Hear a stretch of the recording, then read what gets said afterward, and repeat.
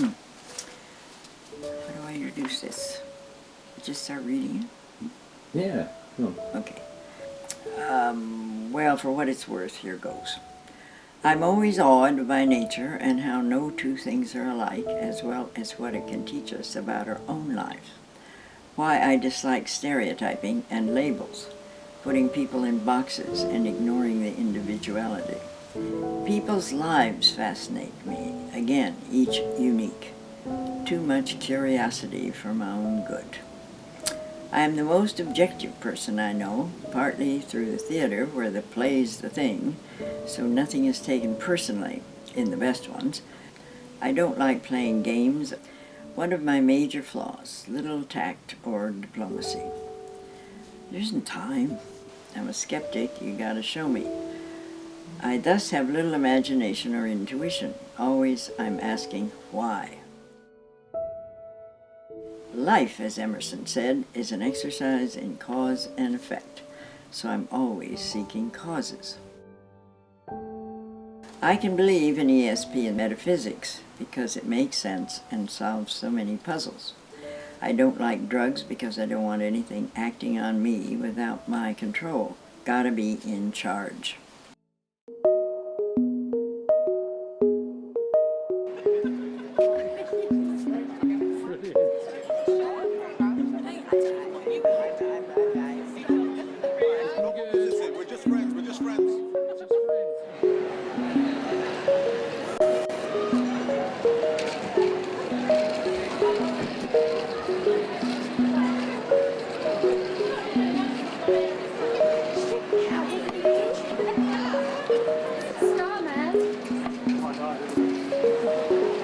Can I ask you for a potted biography? Try and condense 70 years into... Well, you may have to pot a lot yourself. Okay, I'll try. I was born. What's your name? What was your name? My name is Carolyn Elizabeth Robinson. I was the youngest of 5. My father built a Dutch colonial house, and it must have been at least an acre or more. And so they were Anglophiles and literary nuts, and so we had this huge, we had lawns, we had an orchard, we had a vegetable garden, we had a barn with a cow, of course, named Daisy. And my mother had been an English teacher, so she'd memorized all the Pooh stories and poems, and read them so much. She also boasted of Shakespeare. And Charles Dickens was simply a member of the family. There wasn't a day went by he wasn't quoted or referred to. My father went to Cambridge as a graduate student. He was a biochemist, and in East Lansing, he worked for what we call the Cow College, which was...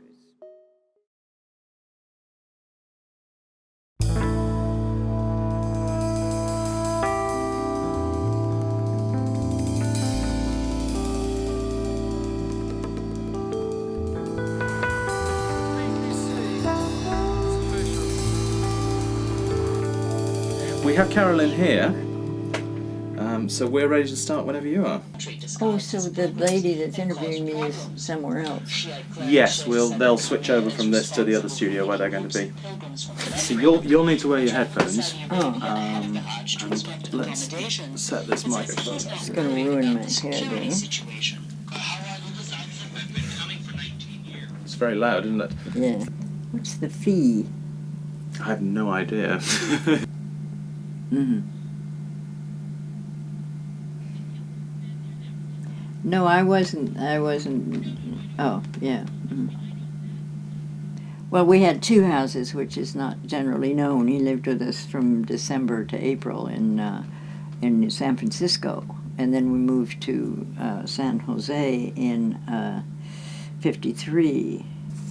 So I haven't heard a lot of the later ones, but I know that none of them were done without alcohol, even the Steve Allen program. He had to. He just was too shy to be the center of attention. Oh, yes, but that's not the letter that really did it. That it was the so-called Joan Anderson letter that made the difference in, and his other story letters made the difference in Jack's style. Why he wanted to change his style was how impressed he was with the impulsive rush of Neil's spontaneous storytelling.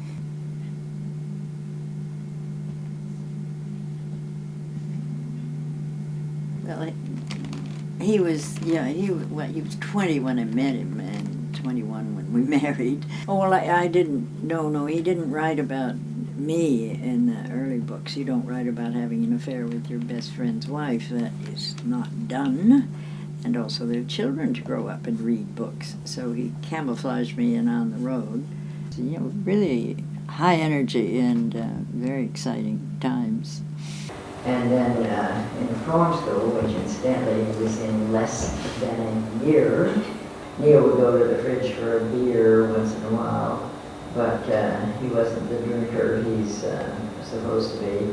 And, it was just so healthy and normal. And we had a lot of times we had a lot of fun by getting out the Shakespeare, and we'd each take a different part and play it to the hilt. And this would just be hours in the afternoon of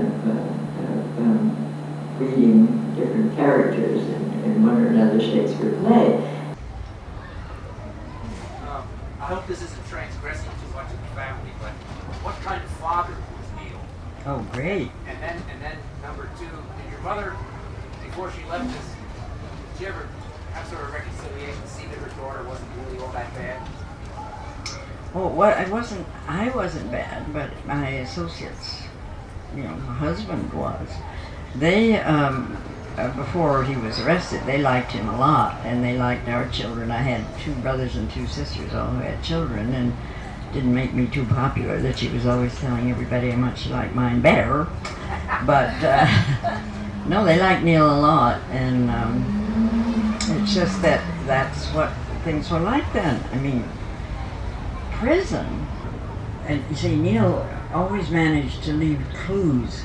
He could never be discreet, so I always had to find something, and I said, you do this so you can confess, I'll punish you, and then you can go out and do it again, right? And honey, I was at home changing diapers and warming up formulas and cooking dinners. I don't know what they were doing in San Francisco, and I didn't care.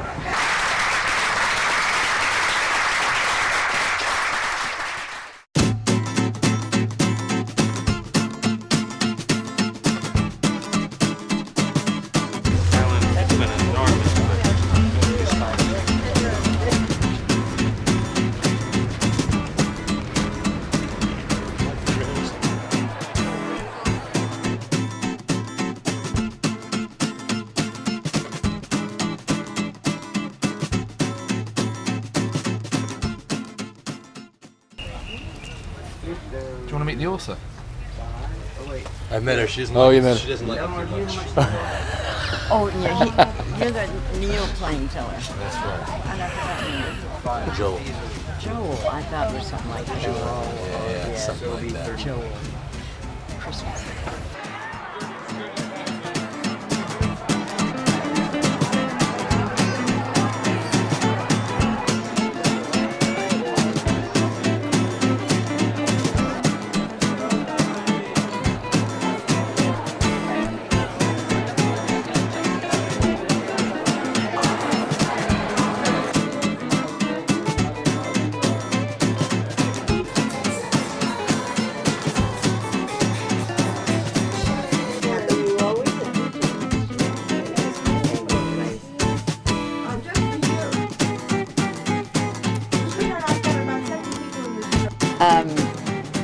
Yeah, well,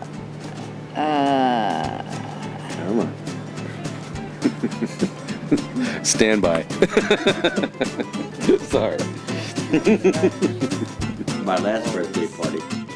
Oh, God, a lot of people came up to me and said, "Oh, you're a fascinating woman." we're all proud to know I you. said, "Gosh, that's so fascinating." And listen to you. It's true, Oh, yeah. no, baby. This is the star of the show. Well, this guy coming into it. All right, sweetheart. Well, that's it then, isn't it? We had a good time. Thank you. Now look, Kirsty is down there. Let's hear it for Carolyn Cassady. Carolyn Cassady.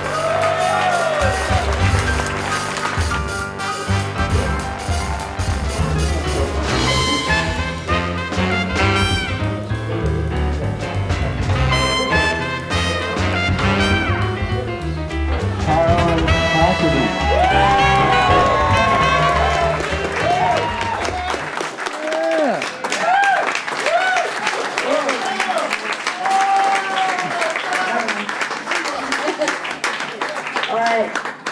So in America, when the sun goes down, and I sit on the old broken down river pier, watching the long, long skies over New Jersey, and nobody knows what's gonna happen to anybody besides the forlorn rags of growing old.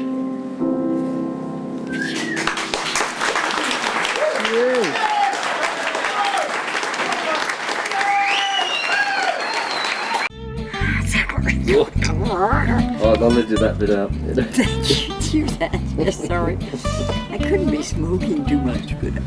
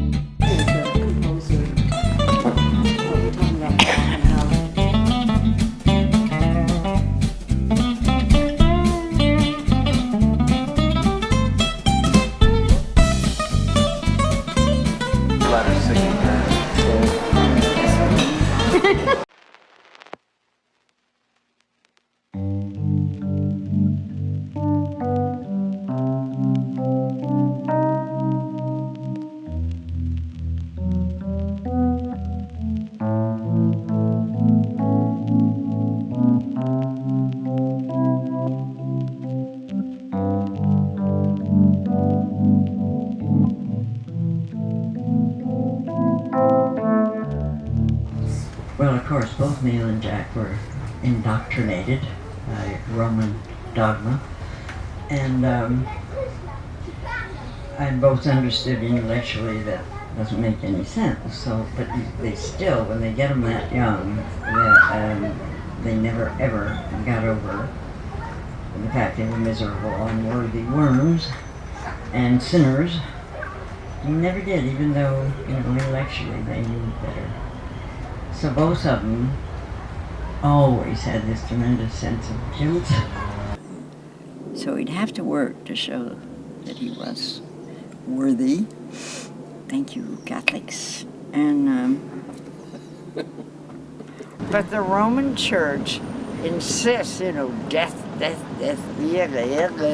heaven and hell. It's great for us kids. Heaven and hell. Excellent. That was a good critique Excellent. of Catholicism there. I don't know if I told you, I figured out one of his main motivations was to be respectable. Which nobody's going to believe, but there's plenty of evidence.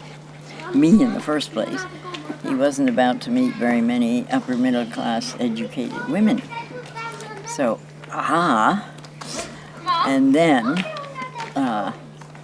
I could provide him with a family and a home, and he was a homeowner, head of a family. And he really, his big goal was to become respectable, although nobody will believe that, but that was what he was trying to be. Upper middle class educated gal. Where is he going to find one of those very frequently? Respectability. This was what he was after. Being a homeowner and head of a family was one of the pillars of his self-esteem. Now we're pushing the fact that one of Neil's major motives in his life was to become respectable.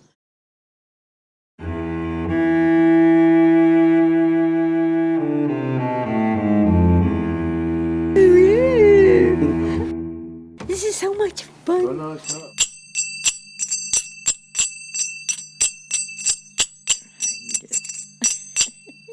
Girl, you got rhythm.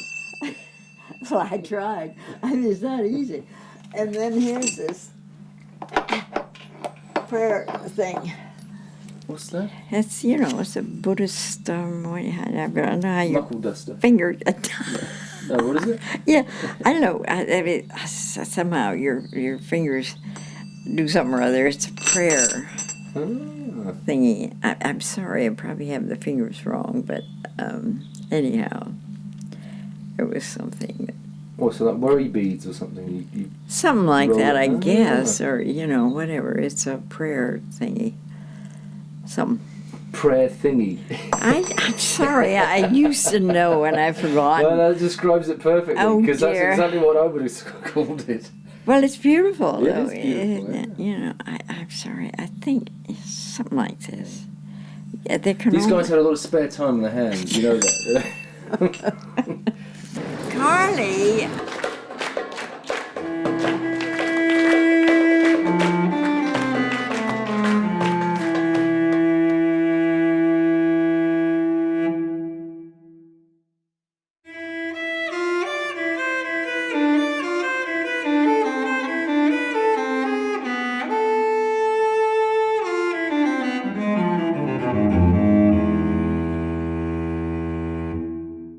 There's no such thing as the Beat Generation. It was invented by Allen Ginsberg in the media, and it doesn't mean anything, you know. You can't believe everything you read. I don't know whether you've ever heard any of the Carolyn tapes or the Cassady tapes, but Jack's always had a few, and Neil, the times he was recorded was with Ken Kesey, and he's just babbling and slurring and sounding awful. Yeah, well, as I wrote Coppola, these myths are not going to be carved in stone because, everybody is going to see that movie no matter what the hell it's like. And those who haven't read all the books are then going to look at Dean Neal as this kind of a person. I said, this is defamation of character. And off the top of your head, a critique of beat writers and where they went wrong. Well, I think they were far too concerned with physical, and, to me, it's just sort of infantile, all the excretions and body parts that are like nice things. Here's this great thing still going on about these guys, and if you only heard it from the films and stuff, it would be like, ho hum, they're not even as interesting as Laurel and Hardy, just really dumb, duh. The whole reason anybody's interested in them is not for those reasons, is it? It has to be something more. And yet, nobody cares about the something more.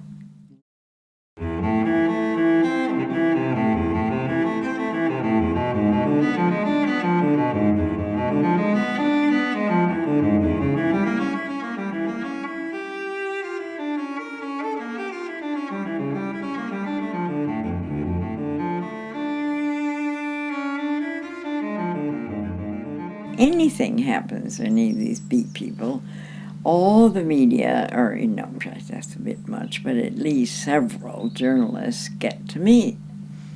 Alan died, the only one was from the Rolling Stone. Nobody else. And they did this whole big feature of interviews, all these people that may have met Alan once or something or other. I knew him intimately for 50 years. And this Rolling Stone journalist, interviewed me, and they cut it. One of the things that has always sort of made me wonder now and then is, isn't anybody curious about why these guys would have been attracted to me, aside from being a buxom blonde, We had intellectual discussions about literature and philosophy and all that stuff, and I could hold my own. And they were interested in my views. They always listened, and I was not an outsider, a housewife, or a sex object. I was one of them. What's important, and who cares? Well, I do. I'm filming you now. I'm getting my money's worth. Carolyn Cassady drives through London, 2001. Look at that. This guy, no, you're mad. You're just so...